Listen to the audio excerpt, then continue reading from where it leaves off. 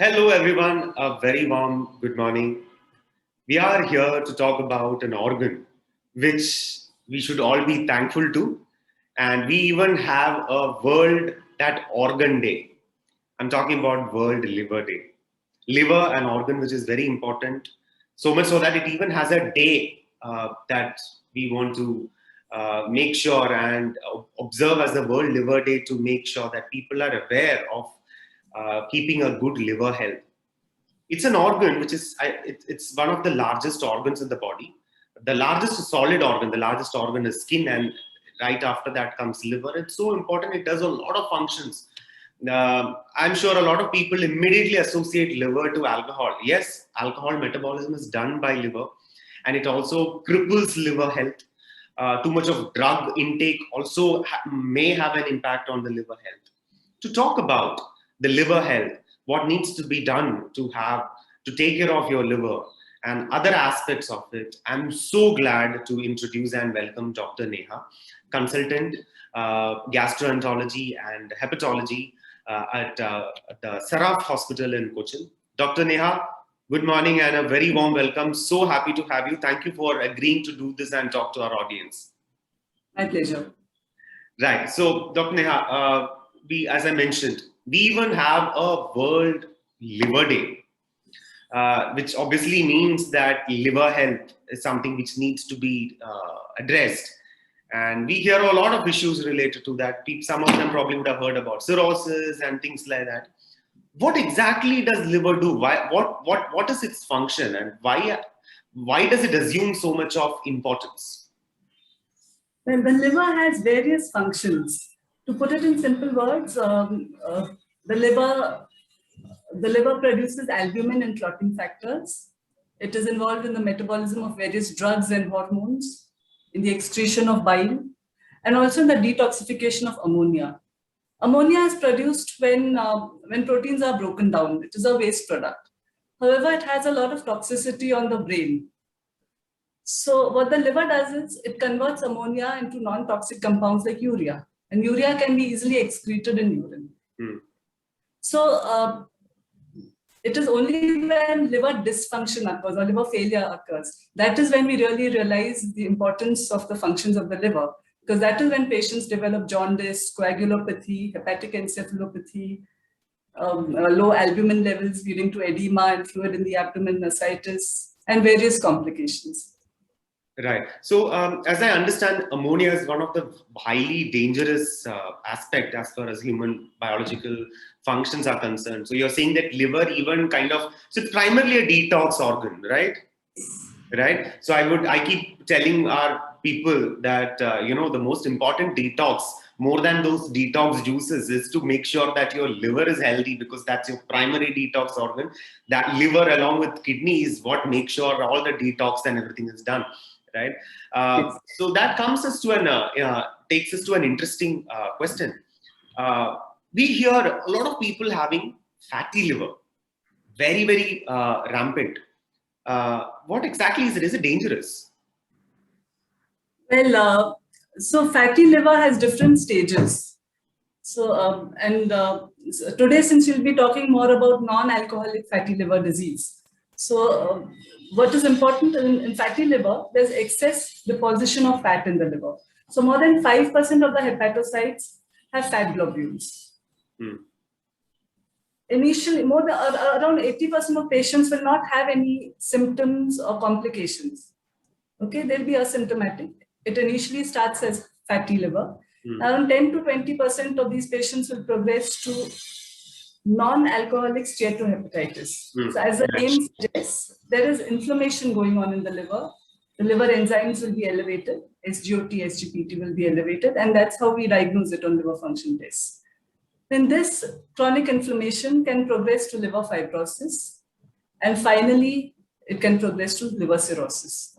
Many patients are diagnosed when they develop cirrhosis and its associated complications. So we don't want patients to be diagnosed at that stage. That is why diagnosing it is important. And some patients also are diagnosed when they develop liver cirrhosis due to non-alcoholic fatty liver disease. And the complication of cirrhosis is liver cancer. So hepatocellular cancer can occur in 2 to 3% of patients per year, once liver cirrhosis develops. So a lot of patients are just directly diagnosed with liver cancer. Right. That a very interesting point. So you're mentioning that when there is more than 5% of fat deposition is when it is clinically correlated as a fatty liver, right? And you're saying it can happen because of a lifestyle, which is the non-alcoholic fatty liver. And you said it can, obviously, we all know that it also can become worse with the alcohol consumption, right? So, and you said it kind of progresses from normal non-alcoholic fatty liver to a NASH or the steatohepatitis, and then to fibrosis and to cirrhosis. So up to what stage is it reversible? And up to what stage is it reversible?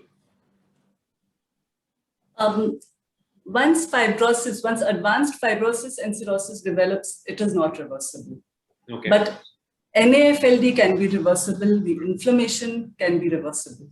So that is when we want to diagnose these cases. Absolutely. When they are reversible, and something can be done about it. Right. You also mentioned most people do not realize that until it progresses to a more chronic aspect. So are you saying it is asymptomatic? And if so, why? And how does a person know that, okay, I need to take care of my liver health, I'm having an issue, I'm at stage 1 or stage 2, I should take care of it. Is it possible to know for a person? For a common man, how would they understand? Commonly, it is diagnosed incidentally on ultrasound abdomen, which picks up fatty liver. And also when we do a liver function test, if there is GOT, SGPT are elevated, then we tell them to do an ultrasound abdomen, and that's how it is detected.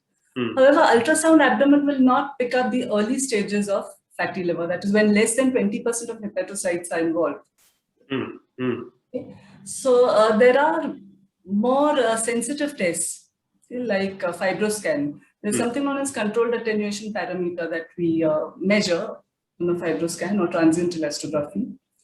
That measures the amount of fat in the liver. It is a non-invasive test. And FibroScan can also tell us about the amount of fibrosis in the liver by measuring the liver stiffness. Right. So you are essentially looking at the CAP and the elasticity and all those aspects of the liver. Right? So these are the common tests used in clinical practice. Apart from this, like transient elastography, shear wave elastography, MR elastography, MR spectroscopy, magnetic resonance, proton density, fat fraction. A lot of things. But those are not commonly used. Right. So for a common man, would you say that it is important to at least take a liver function test or a blood test once in every, periodically, probably once in a year, probably after 35 years of age? What will your personal advice be for a person who wants to generally stay healthy, and especially with regards to liver health? What all kinds of check should you do? And how frequently should you do? Once in a year? Or what is your input on that? After the age of 35, yes, once a year is a reasonable approach. And we have to especially be aware that patients who have diabetes, 2/3 of them have fatty liver. So when you see a patient with diabetes, definitely you have to do a liver function test, ultrasound, and assess all these parameters. Those who have diabetes, dyslipidemia, okay, high cholesterol, high triglycerides, and even a low HDL. Because HDL is involved in reverse transport of fat. It takes fat away from the liver. So even those who have a low HDL are at a risk. And apart from that, those who have other risk factors like hypertension, even if the BP is more than 130/85 mmHg, okay, those who have pre-diabetes, an increased waist circumference, and fatty liver is also seen in lean individuals nowadays. So their BMI may be normal. Okay? Very interesting. Yes. So obese patients are obviously at risk of fatty liver. But apart from that, a lot of youngsters who are lean, and they have slim arms and legs, but they may have a lot of visceral fat or abdominal obesity, and that is related to high fructose in the diet, fried food, junk food, a sedentary lifestyle, and genetic factors also come into play. I'm going to park that point because very interesting point that you've raised. I'm going to come to this, but I have another question which I want to get into before I get to that question. Why does it happen? Why does fatty liver happen? I'm talking, and specifically non-alcoholic fatty liver. Fatty liver happens because of a de novo lipogenesis in the liver. Okay. So this happens in diabetics due to insulin resistance. Even those who have visceral fat or abdominal obesity have insulin resistance. Then if there is increased triglyceride levels, low HDL levels, there is abnormal deposition of fat in the liver. Then apart from that, high fructose diet, because fructose is broken down into glycerol and acetyl-CoA, and it gives rise to the production of increased fatty acids, and those are deposited in the liver. And then again, one thing that most people are not aware of is that when you have excess sugar in the diet, excess sugar is converted to triglycerides, and then that is deposited. Also deposited into, right. So one part on the thing, you were just mentioning that once in every year, post 35 or 40 years of age, doing a complete medical checkup, including a blood routine checkup, and LFT, a liver function test, is one of the commonly available tests done by most routine of us. blood tests, yes. Right? So I have seen people who come to us, and I want you to explain this because you are the right person to explain on that part. People come to saying that, oh, my SGOT, SGPT are normal, but my ALP is high. My GGT is also normal, so I'm having fatty liver because that comes in the fatty liver liver function test, right? So I tell them, no, there are multiple correlations. You can't look at one number. It is not as simple as that. They all need to be correlated. One needs to be read in conjunction with the other parameter to actually decide if it is fatty liver itself. It has multiple correlations to that. From a doctor's point of view, can you explain it to our audience as to why it needs to be read and understood by people like you to actually understand if it is indeed fatty liver or not? Well, if the liver enzymes are elevated, especially SGOT, SGPT, or even alkaline phosphatase for that matter, you need evaluation by a gastroenterologist because we're not sure whether something else is happening in the liver. We need to rule out other causes of liver problems like hepatitis C, hepatitis B, hepatitis C, autoimmune liver diseases, Wilson's disease. Okay, and alkaline phosphatase elevation is a different thing altogether. There are other liver problems that need to be ruled out. It can come because of bone issues, right? Yes. Yes. So there is bone alkaline phosphatase elevation, and that needs to be evaluated in detail by a gastroenterologist. Right. So I just wanted to. There's a reason that I asked you this question because I want to reaffirm that people take these reports, read it themselves, and they decide, oh, everything is fine, or probably only one number out of those 5 parameters is slightly high. So let me get on a diet. So I keep telling that, please go in and take an expert opinion about what that is, and don't decide to do things by your own.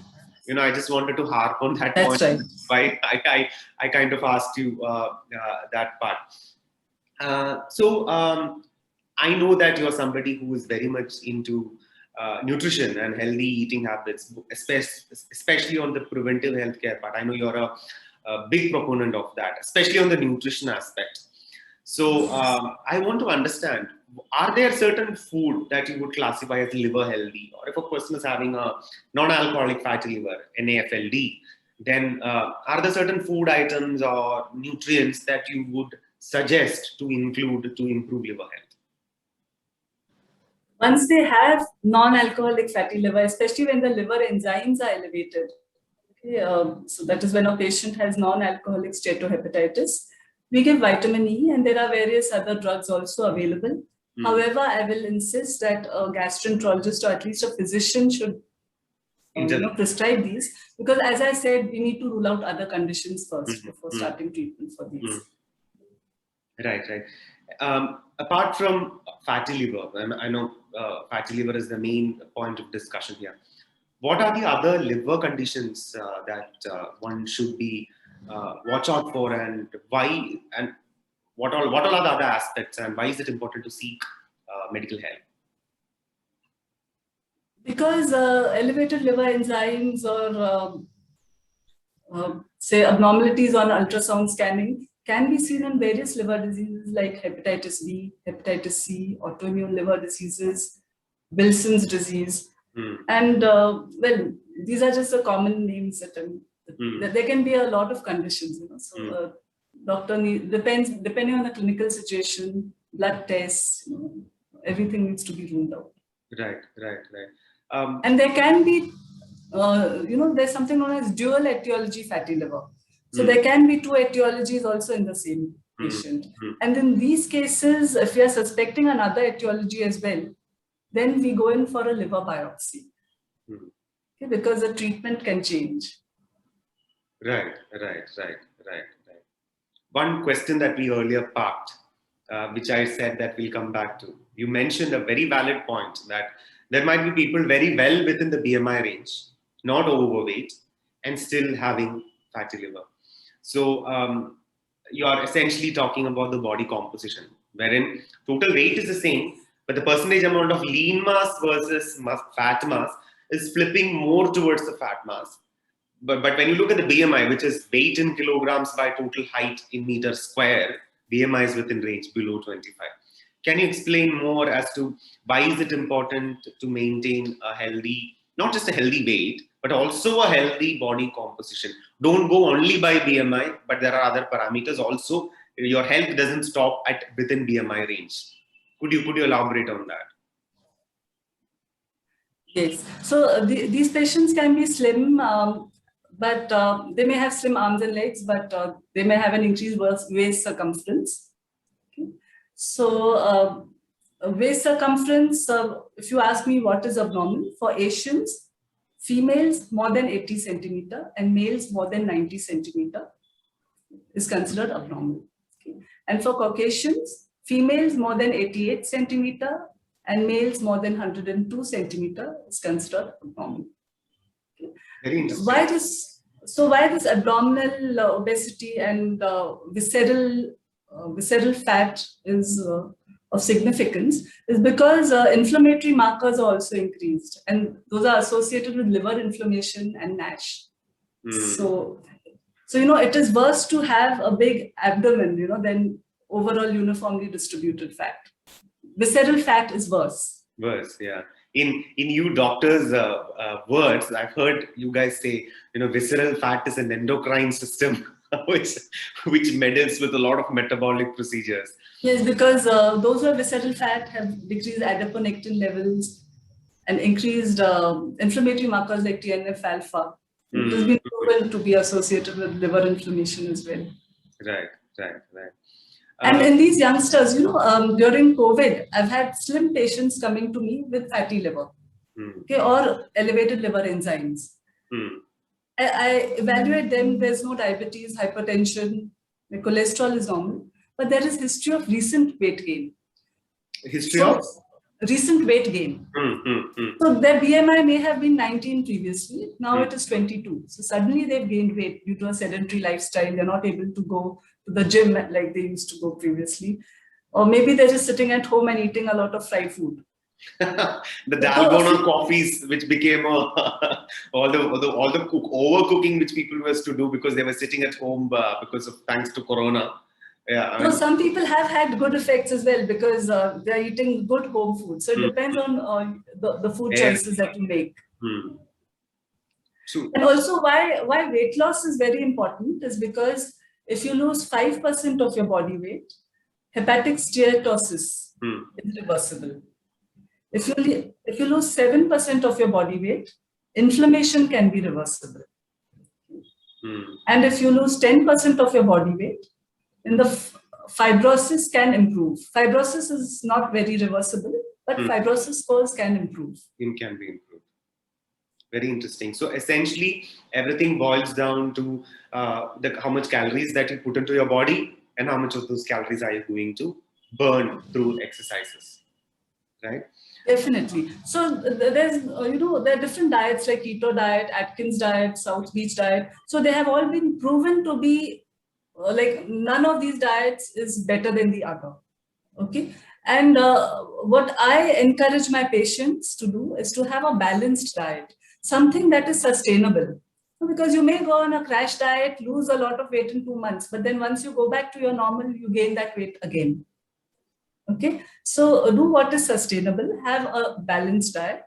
Okay, you can reduce the total calorie intake by 30%, or reduce the amount of calories by 500 to 1000 kilocalories per day based on the baseline intake. That will help most patients, along with the moderate exercise.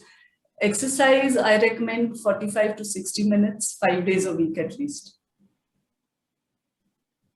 I'm so glad that you spoke about the keto diets and the paleo diets of the world, because that's precisely what what we say, and I even keep saying that if you can't do it for rest of your life, and if you cannot serve the same food to your parents and to your kids, okay, for rest of their life, then it is not sustainable, and you're not going to do this for rest of your life. And becoming healthy and fit is not a 2-month or a 3-month circus.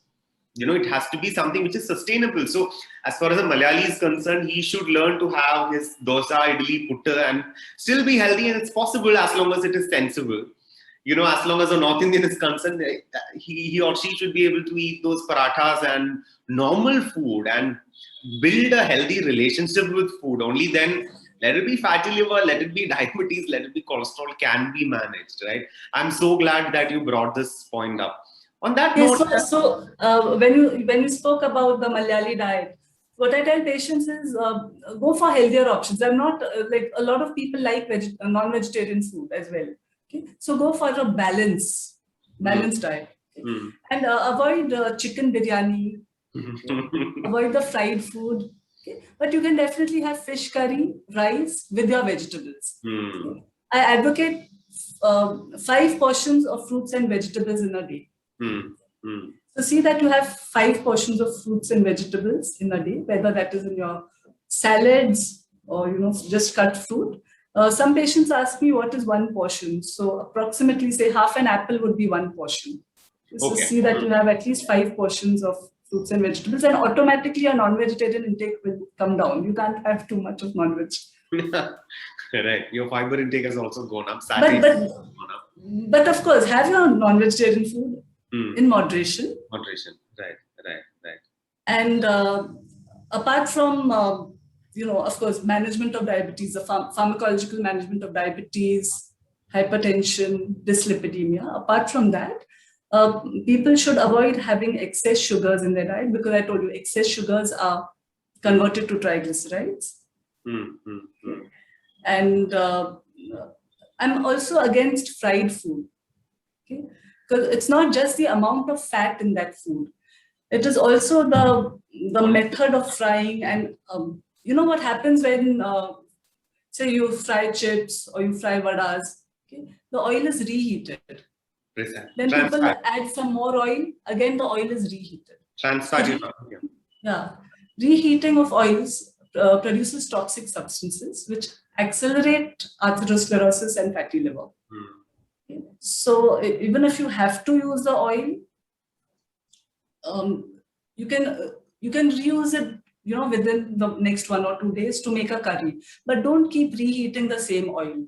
Also, oil should, things should be fried at a lower temperature possible. Okay? Smoke should not come from the oil, because toxic substances are produced from that.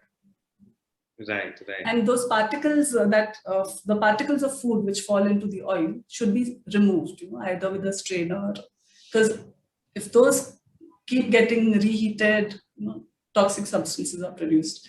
So that is why overall I'm against fried food, because it's not just that one thing that you do, then you'll again reuse that oil for something else and reheat the oil. So just avoid fried food. True. Well, a lot of inputs there, doctor, especially in the nutrition aspect of it. So on that part, right, I just have one last question. We spoke about fatty liver. Does fat intake increase fatty liver? And if not, I know fat is important, so I'm gonna predict that you're gonna say that you can't cut down fat completely. So my next question would be that what kind of fat would you recommend? What kind of oil would you recommend? So from a fatty liver perspective, because you also spoke about dyslipidemia, So to the people who are watching it, basically she's talking about cholesterol, high cholesterol levels in simple terms. So what kind of oil? Hundreds of oils are available: rice bran, coconut oil, ghee, butter, canola, olive. People are always confused. So what is the right way to do? And how much fat? Is fat bad? Should we cut out fat? 20 to 30 gram of fat per day is reasonable. Okay. Don't cut down fat completely because fat has its own role in the body. Avoid refined oils. Okay. If nowadays people are talking about cold pressed oils, and as for which oil to use, I would recommend vegetable oil, rice bran oil, olive oil. These are good. And you can use various oils in cooking. Like you don't have to use olive oil for everything. For different things that you make, you can use different oils. But don't mix oils for the same dish. On the same kadai, don't use different oils because they have different heating points. Right. Very interesting point that you put up. So you are essentially saying that oil, there are good oils, there are better oils, but even the better oil or the best of the oil, if you have more than that 30-35 grams limit that you said, it's going to be bad for the health because of course oil is fat and fat is dense in calories. You also mentioned that make sure that you do not overheat oil that it becomes above the smoke point. And that's when oil becomes poisonous or dangerous, especially for biological markers or cholesterol and things like that. Yeah? Yes, total polar compounds are produced. That's the term used. Right. Cool. It's very interesting, and I'm so glad that I could talk to you because you're somebody who also looks into the health, overall health, and digestive health, and liver health, and everything. Not just from a pharmaceutical, medical point of view, but also from a preventive aspect, which is also about lifestyle, wherein diet and what you actually put into your body and eat plays a very large and important role. Thanks a lot for talking to us. I just have one final question. If people need to reach out to you, can they reach out on your website, hospital website? Yes. Yeah. So yes, sure. So that would be for the viewers, for the benefit of the viewers. That would be sarafhospital.in, sarafhospital.in. That's the website of the BG Saraf Memorial Hospital in Cochin. You could reach out and you can always take consultation of Dr. Neha. And thanks a ton, Doctor, for talking to us and giving us a lot of information on the World Liver Health Day. I think it's important that we address the organ, which actually even has the capacity to regrow, right, to some extent. Yes. Right. Thanks a lot and pleasure having you. Thanks a ton again. Thank you. My pleasure. Thank you. Bye.